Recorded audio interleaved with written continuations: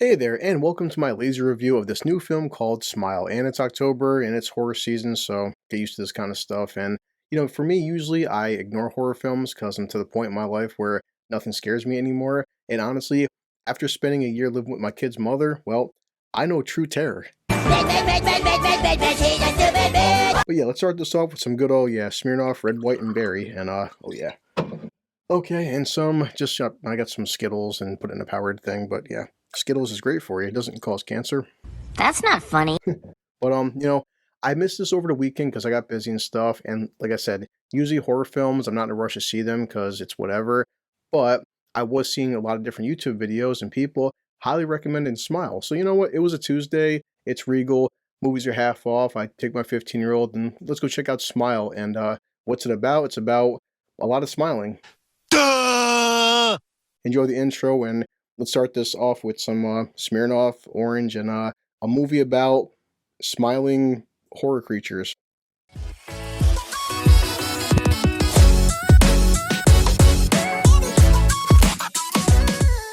That is some good Smirnoff and Orange Skittles. So, okay, what is Smile about? It's all about smiles and cries. And it's directed by someone named Parker Finn, and I guess this is his first film, and okay, horror film. He also did a screenplay, and kudos to him because, yeah, this movie, you have to give it so many props for being original, because we've hit the point with the horror genre. This may seem redundant. How can things be different anymore? You've seen zombies to death, you've seen vampires to death, you've seen werewolves to death. We've already fought, Jason and Freddy and Michael Myers a gazillion times and we're bored of it. And, Smile is one of the films where at least it's an original idea. Now, it's brand new. Some people would say it's got too many jump scares. I think it has the right amount of jump scares, but, for someone like me, jump scares, a lot of them, you see them coming a mile away. You're pathetically predictable. But for someone like my kid, he doesn't. And it's funny as hell sitting next to a teenager and I know it's coming, I know it's coming. The cliche of somebody holding a phone and in the background, don't turn around, don't turn around. Don't turn around. They turn around anyway. Or you'll see in the distance some kind of thing staring at you. And as soon as it's coming up, my kid's watching it and just out of nowhere, I'll just grab his leg and scare the shit out of him. And You asshole. And some of the jump scares, to their credit, they're not predictable. But, it's also different kinds of jump scares. Like a jump scare could be just a person sleeping and somebody waking them up. Or it could be just you're in a dark room by yourself and the phone goes off. And it's not always a big, movie monster coming at you. Okay, we're gonna mix things up. So now, what is the plot? What's going on? Well, Sosie Bacon plays a character called Dr. Rose, and Dr. Rose is a psychologist. And as it happens in any kind of horror genre, she interacts with a patient, and the patient's like, Doc, something's out there trying to kill me, and something's after me. But here's the key. Only I can see it. And, from the doctor's standpoint, you're like, Bullshit. yeah, right, sure, you're crazy. But as we're watching this as a fan of horror, you're like, well, something probably is chasing her. That's why we're watching a horror film for. Thank you, Captain Obvious. And she's telling the doctor that whatever this thing is, it gets inside of her head, it can talk to her, and it's constantly smiling. And there's different kinds of smiles, There's the happy smile and things are going good.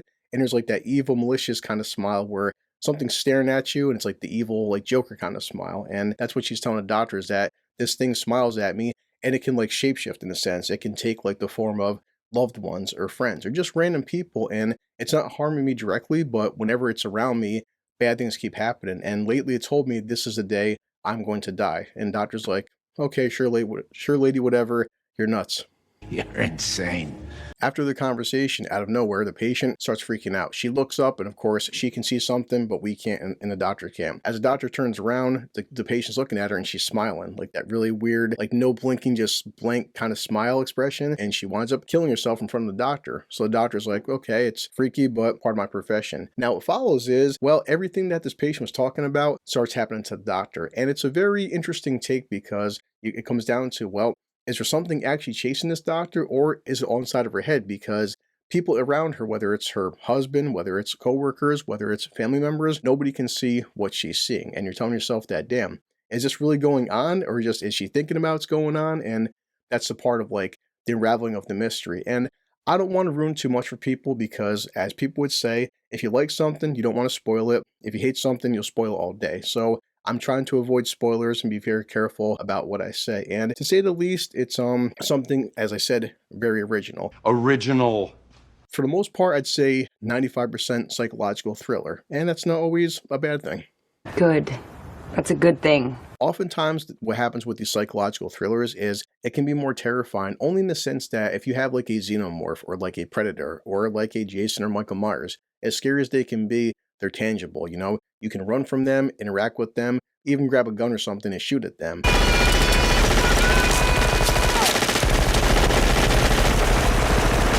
But when you have something that's constantly entering your head or something that only you can see, how do you battle something like this? You know, you can't grab a grenade launcher and shoot this goddamn thing because only you can see it and it can appear whenever it wants to. And yeah, I mean, that's pretty much it.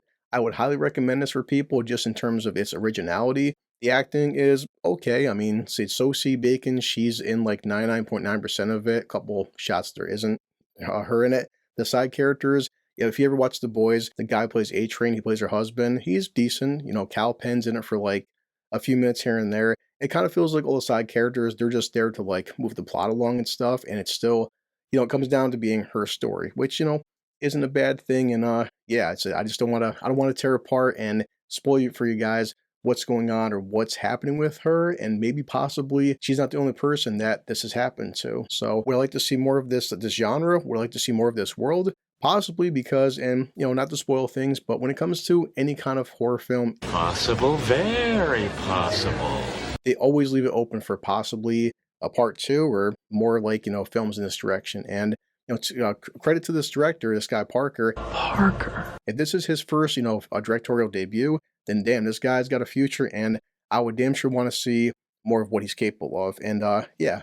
Yeah, just keep it coming. Yeah, so I would say check it out. If you can't see it in theaters, wait for like a rental and stuff, and just do yourself a favor as well. My light's on, but damn sure keep this in the friggin' dark, because there is some good dark shots, and the jump scares, while sometimes they could be predictable, they are a ton of fun, and I did like them. So, you know, some people would say that for 2022, this is the best horror film, which, you know, there's not like a lot out there. But I mean, said for me, it didn't scare me, but I was intrigued about what this thing is, what the situation with the doctor is, and how it's something original. And like, yeah, I love original ideas. It's not just, you know, beating you guys over the head with the same old. I mean, yeah, we're getting another Halloween, which is supposedly Halloween ends, and like, yeah, right.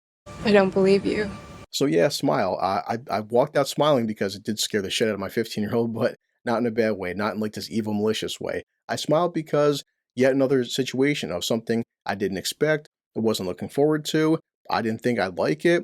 I was curious walking in. I knew nothing about it, and I walked out like, holy shit, good time, and something I would recommend. I mean, is it going to be a horror classic?